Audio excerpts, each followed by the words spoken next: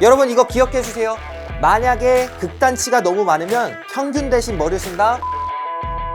이건 아주 중요한 사실입니다. 자, 이제 본격적으로 데이터 탐색의 기초에 대해서 설명을 드릴게요. 기초 통계량과 이해. 자, 여러분 여기 별표 3개 치도록 하겠습니다. 여기선 시험 문제가 꼭 출제가 되니까 여기 개념은 좀 중심적으로 학습을 하는 걸 좀 부탁드릴게요. 먼저 중심화 경향 기초 통계량이라고 하는 게 있어요. Central Tendency. 중심화, 중심 기초 통계량이라고도 하는데 여러분들이 알고 있는 것들이 많습니다. 평균, 산술 평균, 뭐 이런 거 당연히 쉽게 알고 계시죠? 자, 생소한 개념들이 조금씩 나옵니다. 모평균이라고 하는 게 있어요. 여러분, 우리 대한민국 전 국민의 키를 알고 싶어요. 과거에는 알지 못했어요. 그럼 우리가 과거로 돌아갑시다. 조선시대로 돌아가서 전 국민의 키를 알고 싶다. 다 알 수 있을까요? 쉽게 알 수가 없죠. 그래서 표본을 추출합니다. 여론조사도 마찬가지예요, 여러분. 여론조사를 통해 표본을 추출을 해요. 그러면 우리가 알고자 하는 얘네들을 모집단이라고 해요. 아, 난 모집단 알고 싶은데 비용도 너무 많이 들고 시간도 너무 드네. 그럼 표본으로 추론을 하자. 이게 추론 통계입니다. 그러면 표본을 가지고 통계량을 구해요. 아, 그러면 통계량을 구해보니까 뭐 한 A라는 값이 나왔네. 아, 그럼 모집단의 모수, 우리가 알고자 하는 값도 A랑 비슷하겠구나.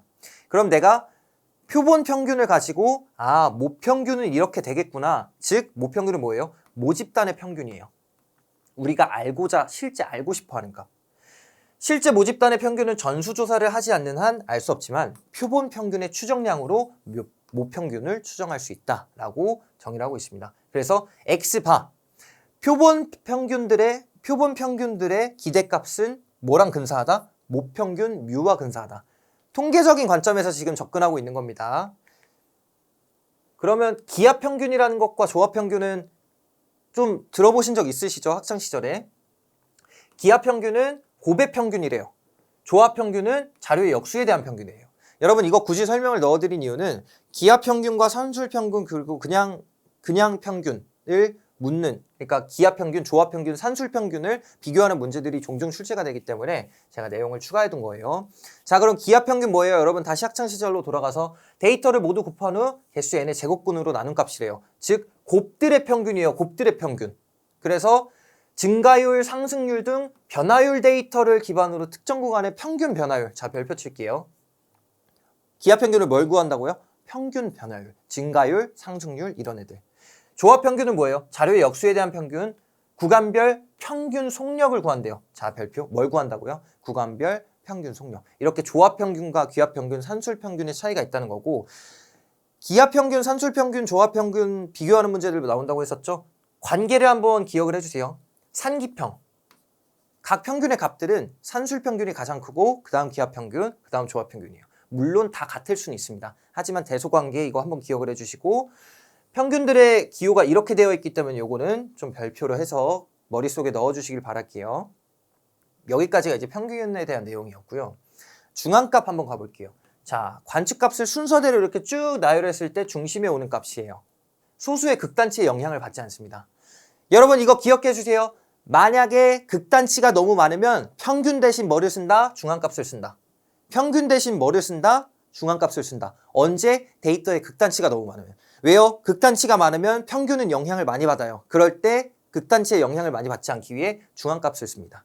기억해 주세요. 이 원리. 이건 아주 중요한 사실입니다. 최빈값은 뭐예요? 중앙값이랑 비슷한 겁니다. 자료에서 관측 빈도의 수가 가장 많은 값이에요. 소수의 극단치의 영향을 받지 않습니다. 여러분 최빈값도 극단치 영향 잘 안 받고 중앙값도 극단치 영향 잘 안 받는데 중앙값을 대표값으로, 평균 대신 대표값으로 활용할 수 있는 이유는 여기에 있는 값들이 센트럴 텐던시, 즉 표본 중심을 대표하는 값을 우리가 알고 싶기 때문에 중앙값을 대신 써주는 겁니다. 기억해 주세요. 자, 여러분 평균 중앙값 최빈값의 관계, 이거 자주 출제되진 않지만 나왔을 때 틀리면 너무 억울한 문제입니다. 자, 최중평 씨 나와주세요. 자, 최중평 기억해 주시면 돼요. 최중평.